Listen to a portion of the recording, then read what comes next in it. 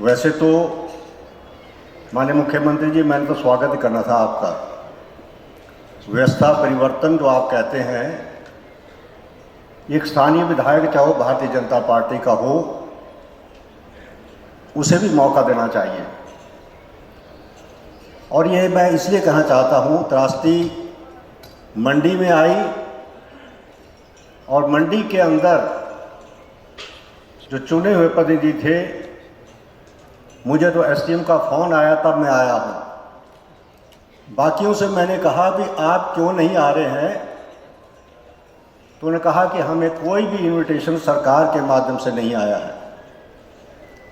माननीय मुख्यमंत्री जी, चुने हुए प्रतिनिधि चाहे किसी पार्टी के हों, परंतु सरकार को इस बात का भी ध्यान रखना चाहिए कि जनता के माध्यम से चुने हुए लोगों को प्राथमिकता है। अपनी बात रखनी हम विधानसभा में रखते हैं, परंतु आपने देखा कि विधानसभा में अपनी लाइन से बाहर मैं बात नहीं करता।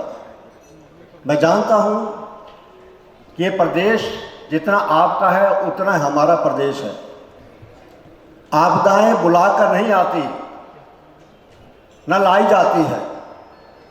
2023 में आपदा आई, 2025 में आपदा आई, और मैं इस मंच के माध्यम से ये कहना चाहता हूं कि मुख्यमंत्री जी, ये प्रदेश के अंदर जो आपदाएं क्यों आ रही है, कारण भी जानना चाहिए।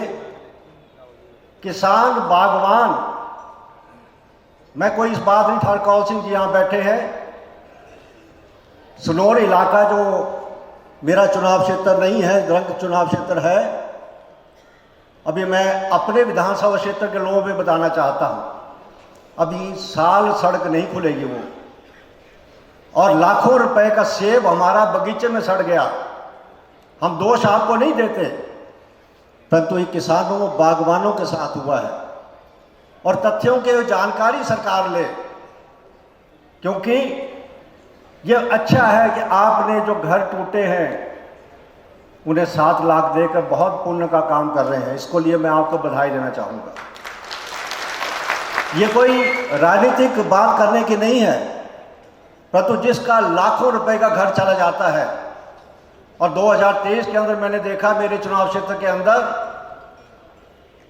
केवल पहने हुए कपड़े रह गए, बाकी सारा सामान, उनका जो धन दौलत था वो मिट्टी में मिल गया। उन लोगों की जो हालत थी, उसको देखते हुए ये सरकार का बहुत महत्वपूर्ण कदम है। मैं जानता हूं फाइनेंशियली आपके कंस्ट्रेंट है, हालत है कि प्रदेश की हालत मैं इसलिए कहना चाहता हूं, चुने हुए प्रतिनिधि की तरफ लोग देखते हैं, वो मुझे कहते हैं, मैं एक छोटा सा समय नहीं लूंगा, छोटी सी बात करूंगा। मैं आपसे मिला था शिमला में, मंडी और केवल 1.5 किलोमीटर का हमारे टर्न से है। एक बेटी का फोन आया मुझे कि हम धूल फांक रहे हैं, सड़क कब पक्की होगी। मैं उस बेटी को बताना चाहता हूं, सरकार ने 6 करोड़ 6.5 करोड़ चाहिए, प्रदेश कहां से 6.5 करोड़ रुपए लाएगा। लोग जल्दी चाहता, सोशल मीडिया में लोग डाल देते हैं। हमारे लिए चुने हुए प्रतिनिधि की सबसे बड़ी समस्या है, कुछ लोग सोशल मीडिया के माध्यम से अचानक चीज आ जाती है, परंतु उसके लिए धन पैदा आना चाहिए। मैं आपकी मजबूरी जानता हूं, परंतु हमें प्रदेश को, चाहे भारतीय जनता पार्टी, ये सभी मेरा परिवार रहा, सभी जितने बैठे हैं मेरा परिवार रहा है, क्योंकि मैं इन्हीं के बीच से आया हूं। सभी के मैं बीच में, इसलिए मैं बोलना चाहता हूं, हमारे संबंध रहे हैं, परंतु आज प्रदेश को पार्टी नहीं, प्रदेश के अंदर हम दोनों पार्टी को सोचकर इस बात को देखना है कि कुछ ऐसे कार्यक्रम बनाए जाएं जो पार्टी से हटकर हो और प्रदेश के हित में हो। यही मैं कहना चाहता हूं। और मैं आपसे कहूँगा, विकास की बातें मैं बाद में कहता रहता हूं, परंतु ये कॉलेज जो जहां आप यहां प्रोग्राम करने आए हैं, कॉलेज का भवन लगभग 8 सालों से बन रहा है। मैं आप आभारी हूं कि आपने इसके लिए धन उपलब्ध करवाया, और मैं चाहता हूं कि आज शिवरात्रि में इसका उद्घाटन करें। 6,500 की संख्या हमारी यहाँ पर बच्चों की है। एक आपकी तरफ से घोषणा भी हो, आपने आश्वासन दिया भी है। और अंत में मैं सभी का यहाँ पर एक विधायक होने के नाते, चुनाव विधायक होने के नाते, और वर्षों से चुनता रहा हूँ। ये भी मैं आपको कहना, कोई पहली बार विधायक नहीं हूँ।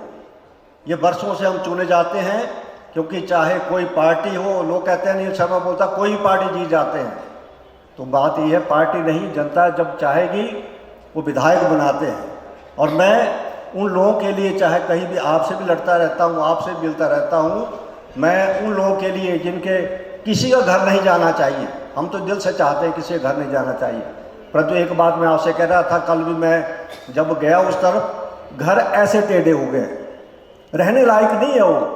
मैं आपसे उम्मीद करता हूँ कि उन घरों को भी आप टोटली ख़त्म कर रहे, क्योंकि वो रहने लायक नहीं है। उसके लिए भी आप 7 लाख रुपए जो आपने कहे हैं वो उनको भी दें, क्योंकि आपने जो गाइडलाइन दी है उसमें आपने लिखा टोटली डैमेज, तो टोटली डैमेज तो है नहीं, क्योंकि टेढ़े हो चुके हैं, रहने लायक है नहीं। तो मैं समझता हूँ इस पर आप ज़रूर फैसला करेंगे। अंत में मैंने समय तो ले लिया होगा, मैं ज़्यादा आपका इस विधानसभा क्षेत्र के अंदर, मंडी के अंदर आपका स्वागत, अभिनंदन करने के लिए, और विकास में मैं उम्मीद करता हूं कि आप राहत बांटने के लिए ही ना आए। 2023 में राहत बांटी आपने यहाँ आकर, आज 2025 में बांटने जा रहे हैं।